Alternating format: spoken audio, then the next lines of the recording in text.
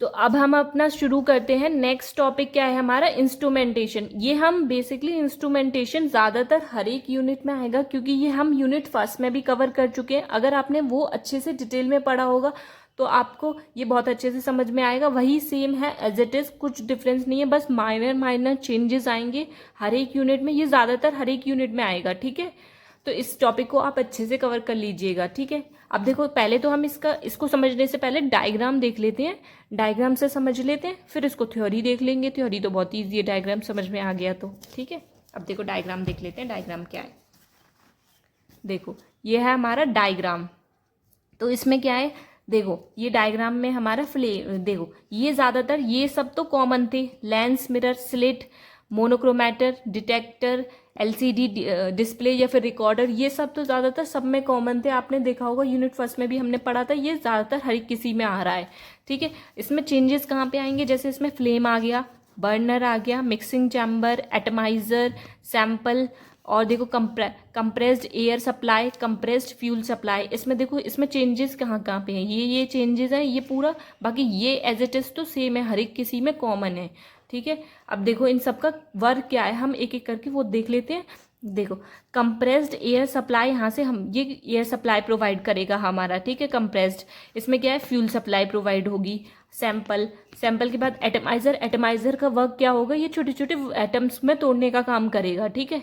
Mixing chamber का क्या काम होगा, जो सैंपल आ रहा है और यहाँ से जो फ्यूल आ रहा है वो एयर के साथ हमारा मिक्स होगा, वो है मिक्सिंग चैम्बर का काम।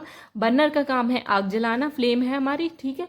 अब हम देख लेते हैं इंस्ट्रूमेंटेशन में क्या क्या हमारे कंपोनेंट्स हैं मेजर, उनके बारे में समझ लेते हैं, ठीक है। अब देखो 4 मेजर कंपोनेंट्स हैं। पहले देखो, पहला क्या है, सैंपल डिलीवरी सिस्टम। सेकंड क्या है, source. Third monochromator. Fourth detector. अब देखो पहला देख लेते हैं। पहला है हमारा सैंपल डिलीवरिंग सिस्टम। नेबुलाइजर, इसमें नेबुलाइजर आता है और फ्लेम और एटमाइजर आता है। नेबुलाइजर का वर्क क्या होता है, it break up the liquid into small droplet में तोड़ने का काम करता है nebuliser is the conversion of a sample into finely divided droplets using a jet compressed gas की हेल्प से जो तो छोटे छोटे पार्टिकल उसमें तोड़ने में हेल्प करता है। नेबुलाइजर का वर्क वो है, ठीक है। फ्लेम एटमाइजर का वर्क क्या है, it convert analyte into the free atoms, छोटे छोटे एटम्स में तोड़ने का काम करेगा। अब देखो सोर्स क्या है हमारा, source a burner used to spray the sample solution into fine droplet. Several burners and fuels oxidant combination has been used to produce analytical flames, ठीक है। अब देखो मोनोक्रोमेटर का वर्क क्या है, प्रिज्म और ग्रेटिंग आते हैं। मोनोक्रोमेटर तो आपको पता था, पॉलीक्रोमेटिक लाइट को मोनोक्रोमेटिक लाइट में तो वो आने में हेल्प करता है, जिससे बहुत सारी लाइट आ रही है उसे एक लाइट में आएगा, एक लाइट आएगी उसमें, ठीक है। अब देखो प्रिज्म और ग्रेटिंग, 2 टाइप की मोनोक्रोमेटर हम बेसिकली पढ़ ही चुके हैं पहले ही, ठीक है।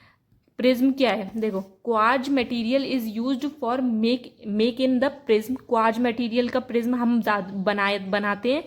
क्वार्ज इज ट्रांसपेरेंट होता है, क्वार्ज जो होता है ट्रांसपेरेंट होता है, जो आर पार हम देख सकते हैं उसमें ओवर एंटायर रीजन, हर तरफ से जो होता है ट्रांसपेरेंट होता है, जिससे हम आर पार देख सकते हैं।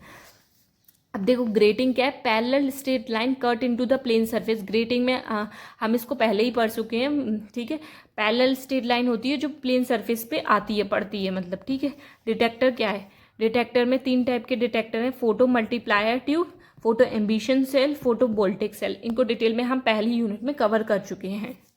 अब हम देखते हैं, चलो अब हम देख लेते हैं, अपनी एप्लीकेशंस को देख लेते हैं, ठीक है। To estimate sodium, potassium, calcium, lithium level in sample of serum, urine, CSF and other body fluid में, ये बॉडी फ्लूइड में क्या क्या प्रेजेंट होता है उसमें बताने में हेल्पफुल करता है, देखो। और used in determination of lead in petrol, lead present है कि नहीं पेट्रोल में वो पता करने में हेल्प करेगा। Used in determination of calcium magnesium in cement, calcium and magnesium पता करने में हेल्प करेगा सीमेंट में प्रेजेंट है कि नहीं है। Used in determination of alkali metal और एल्कलाइन अर्थ मेटल पता करने में हेल्प करेगा, ठीक है। ये हो गए हमारी एप्लीकेशंस फिनिश। फ्लेम फोटोमेट्री हमारा पूरा टॉपिक जो होता है कवर हो चुका है हमारा। अब हमारा नेक्स्ट टॉपिक क्या होगा, एटॉमिक एब्जॉर्प्शन स्पेक्ट्रोस्कोपी, शॉर्ट में AAS पढ़ेंगे, इसको हम नेक्स्ट वीडियो में कवर करेंगे, ठीक है।